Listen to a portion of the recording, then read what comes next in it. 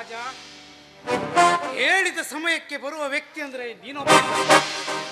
ರಾಜನೆಂದ್ರೆ ಸಮಯ, ಸಮಯನೆಂದ್ರೆ ರಾಜ. ನೀ ಬರಳೋದ ವಿಷಯ ಏನು? ವಿಷಯ ಇದೆ ರಾಜ. ನನ್ನ ಮನಸ್ಸು ಕಾಂಚನನ್ನ ಮದುವೆ ಆಗಲು ಆತುರುತ್ತಿದೆ. ಅದಕ್ಕಾಗಿ ನಾನು ನಿನ್ನನ್ನು ಕರೆದಿರುವುದು. ಅದಕ್ಕೆ ಯಾಕೆ ಒಂದು ದಿನ ಸಮಯ ನಿಶ್ಚಯ ಮಾಡಿ ದಿನಾಂಕ ನಿಗದಿಪಡಿಸೋಣ. ಅಲ್ಲಿಯವರೆಗೆ ಕಾಯುವ ತಾಳ್ಮೆ ನನ್ನಲ್ಲಿಲ್ಲ ರಾಜ. ಹಾಗೇನಂದ್ರೆ ಹೇಗೆ ಸೂರ್ಯ? ಅದಕ್ಕೆ ಹಾರ, ತಾಳಿ, ಪೂರೈತರು ಎಲ್ಲರೂ ಬೇಕಲ್ಲವೇ? ಯಜಮಾನರು ಬಹಳ ಬುದ್ಧಿವಂತರಿದ್ದಾರೆ. ಹಾರ, ತಾಳಿ ಜೊತೆಗೆ ಪೂರೈತರನ್ನು ಕರ್ಕೊಂಡು ಬಂದಿದ್ದಾರೆ. ಹೌದೇನ್ ಛತ್ರಿ? ಹಾಗಾದ್ರೆ ಪೂರೈತರನ್ನು ಬರಲಿಕ್ಕೆ ಹೇಳು.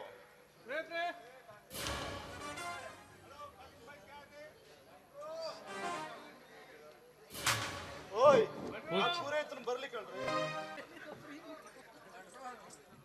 ಹಾ ಕಾಂಚನ, ಈ ಶುಭ ಸಂದರ್ಭದಲ್ಲಿ ನಾವಿಬ್ಬರು ಇಷ್ಟು ಸಂತೋಷವಾಗಿದ್ದೆ. ಈ ಸಮಯಕ್ಕೋಸ್ಕರನೇ ಕಾಯ್ತಾ ಇದ್ದೀವಿ. ನೋಡು ರಾಜ, ನೀನು ನನ್ನ ಹೃದಯ ಗೆದ್ದ ಗೆಳೆಯ. ನಿನಗೋಸ್ಕರ ನಾನು ಏನು ಬೇಕಾದ್ರೂ ಮಾಡಲು ಸಿದ್ಧ ರಾಜ.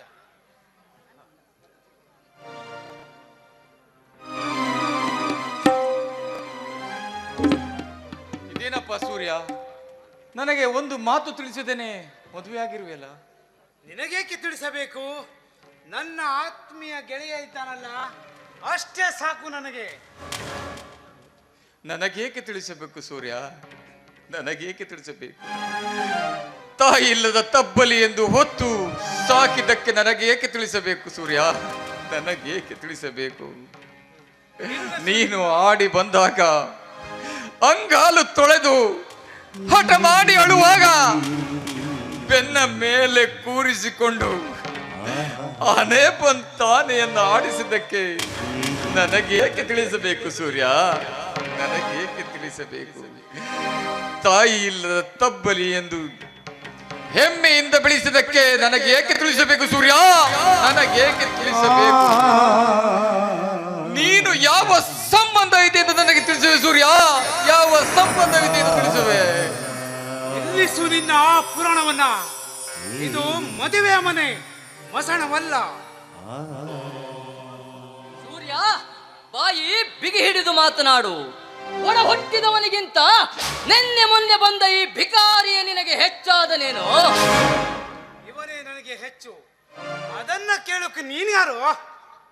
ನಾನು ನಿನಗೆ ಸಂಬಂಧವಿಲ್ಲದಿರಬಹುದು, ಆದರೆ ಜೊತೆಗೆ ಬೆಳೆದವನು. ನೋಡು ಅರ್ಜುನ, ನಾನು ನನ್ನ ಗೆಳೆಯನನ್ನ ಬಿಟ್ಟು ಕೊಡಲು ಸಾಧ್ಯವಿಲ್ಲ.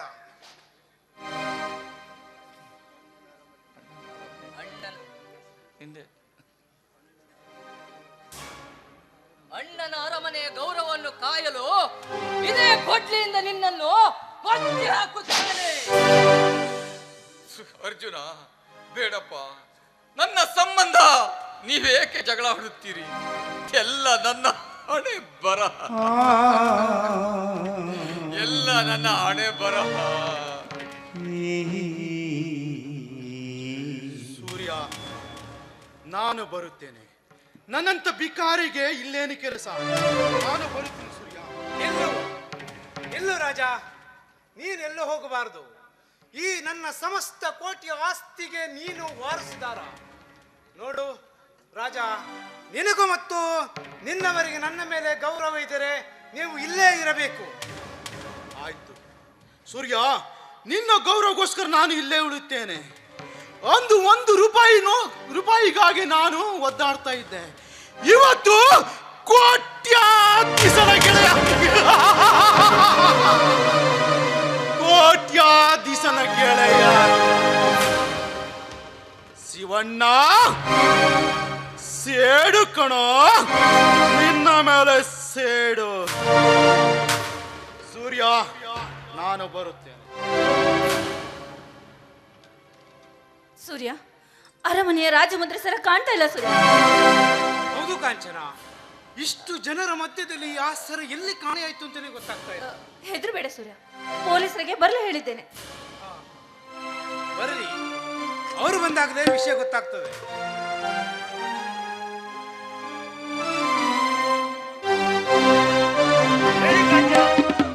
ನಿಮಗೆ ಯಾರ ಮೇಲಾದರೂ ಅನುಮಾನ ಅದು ಇಷ್ಟೊಂದು ಜನ ಇದ್ದಾರೆ, ಹೇಗೆ ಹೇಳೋದು ಸರ್? ಹೆದರಬೇಡ ಕಾಂಚನ, ಬಂದಿರುವನು ಸಾಮಾನ್ಯನಲ್ಲ, ಸರದಾರ. ಮಗು ಇದ್ದ ಕಡೆ ಕಳ್ಳರು ಇರಬಾರದು. ಅದು ಅದು ನನಗೆ ಈ ಶಿವಣ್ಣನ ಮೇಲಿನ ಅನುಮಾನ. ಸರಿ ಬಿಡು, ಮುಂದಿನದು ನಾನು ನೋಡಿಕೊಳ್ಳುತ್ತೇನೆ. Shivanna, you are under arrest. ಇಲ್ಲ ಸರ್, ನಾನು ಈ ಸ್ವರವನ್ನು ಕಳ್ಳತನ ಮಾಡಿಲ್ಲ. ಕಾಂಚನ, ಅಂದು ನಿನ್ನ ಕಳ್ಳರ ಕೈಯಿಂದ ತಪ್ಪಿಸಿದ್ದಕ್ಕಾಗಿ ನನಗೆ ಕಳ್ಳನ ಪಟ್ಟ ಕಟ್ಟುವೆ ತಾಯಿ, ಕಳ್ಳನ ಪಟ್ಟ ಕಟ್ಟುವೆಯಾ? ಇಲ್ಲ ಸೂರ್ಯ, ನೀನಾದರೂ ಹೇಳಪ್ಪ, ನಾನು ಕಳ್ಳನಲ್ಲನೆಂದು. ನೀನೇನೋ ಧರ್ಮರಾಯನಲ್ಲ, ನೀನು ನನಗೆ ಮೋಸ ಮಾಡಿರುವೆ. ರಘು, ಇವನನ್ನು ಅರೆಸ್ಟ್ ಮಾಡಿ ಒದ್ದು ಬುದ್ಧಿ ಹೇಳು. ಸೂರ್ಯ, ಬಾಯಿ ಬಿಡಿಸುವ ಮಾರ್ಗ ನನಗೆ ಗೊತ್ತು. ಲೋಕಪ್ಪಿಗೆ ಹಾಕಿ ಲಾಠಿಯಿಂದ ಬಿಗಿದರೆ ತಾನಾಗೆ ಬಾಯಿ ಬಿಡುತ್ತಾನೆ. ಸಾಹೇಬರೇ, ಸರ ಇಲ್ಲೇ ಇರಬಹುದು, ಹುಡುಕಿ ಕೊಡುತ್ತೇನೆ. ಹುಡುಕಿ ಕೊಡುವವರಿಗೆ ಇಲ್ಲಿ ಕಾಯಲು ನಾನೇನು ಇಲ್ಲಿಗೆ ಸಂಬಂಧ ಬೆಳೆಸಲು ಬಂದಿಲ್ಲ. ಏ ಶಿವ, ಈಚೆ ಎಳೆದುಕೊಂಡು ಹೋಗಿ ಕಳ್ಳನನ್ನು. ದಯವಿಟ್ಟು ಶಿವಣ್ಣ ತಪ್ಪು ಮಾಡಿರೋದಿರ, ಅವ್ರು ಹೇಳಿ ಇವನ್ನ ಬಿಡಿಸ್ಬಿಡಿ ದಯವಿಟ್ಟು. ಮುಟ್ಟಬೇಡ ನನ್ನನ್ನ, ನೀನು ಯಾರು ಎಂಬುದು ನನಗೆ ಗೊತ್ತಿಲ್ಲ. ನಿಮ್ಮ ಅಕ್ಕನ ಮಗಳು ಶ್ರುತಿ, ಗೊತ್ತಿಲ್ವಾ ನಿಮ್ಗೆ? ಶ್ರುತಿನೋ ಕೃತಿನೋ ಯಾವನಿಗೆ ಗೊತ್ತು? ಮೊದಲು ತೊಲಗು ಇಲ್ಲಿಂದ. ಹೋಗ್ಲಿ ಮಾವ. ಎಲ್ಲಿಗಾದರೂ ಹೋಗು, ಇಲ್ಲಿ ಹತ್ತು ಕರೆದು ನನ್ನನ್ನ ತೊಂದರೆ ಕೊಡಬೇಡ. ನೋಡು ಶ್ರುತಿ, ಹೊರಟು ಹೋಗು.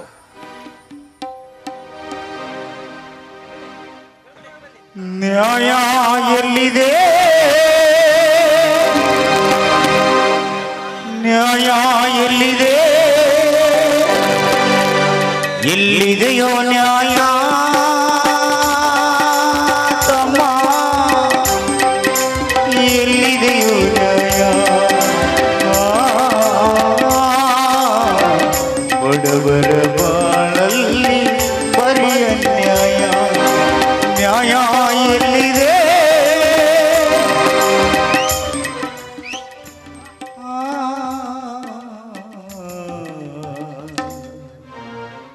ದುಃಖಿಸಬೇಡ ಶ್ರುತಿ, ಪ್ರಪಂಚ ವಿಶಾಲವಾಗಿದೆ, ಎಲ್ಲಿಗಾದರೂ ಹೋಗಿ ಬದುಕೋಣ. ಸೂರ್ಯ, ನಿನಗೆ ಹೆಚ್ಚಾಗಿರೋ ಅಹಂಕಾರವನ್ನು ಕಕ್ಕಿಸುವುದು ನನಗೆ ಚೆನ್ನಾಗಿ ಗೊತ್ತು. ಲೇ ಕಾಂಚನ, ನನ್ನಣ್ಣನಿಗೆ ಕಳ್ಳನ ಪಟ್ಟ ಕಟ್ಟಿ ಪಟ್ಟ ಏರಿದೆ ಎಂದು ಮೆರೆಯಬೇಡ ಹೆಣ್ಣೆ. ಬಾ ಶ್ರುತಿ, ಹೋಗೋಣ. ಮತ್ತೆ ಯಾಕೆ ಬರ್ತೀವಿ ತ್ರಿಪುರ ಸುಂದರ? ಅಲ್ಲೇ ಎಲ್ಲಾದ್ರೂ ನಾಶವಾಗಿ ಹೋಗು. ಸೂರ್ಯ ಬನ್ನಿ. ನಮ್ಮ ಈ ಹೊಸ ಬಾಳಿಗೆ ಹೊಸತನವನ್ನು ತರಬೇಕಾದ್ರೆ ನೀನೊಂದು ಸಿಹಿಯಾದ ಮುತ್ತನ್ನು ಕೊಡುವೆ. ಆಯ್ತು.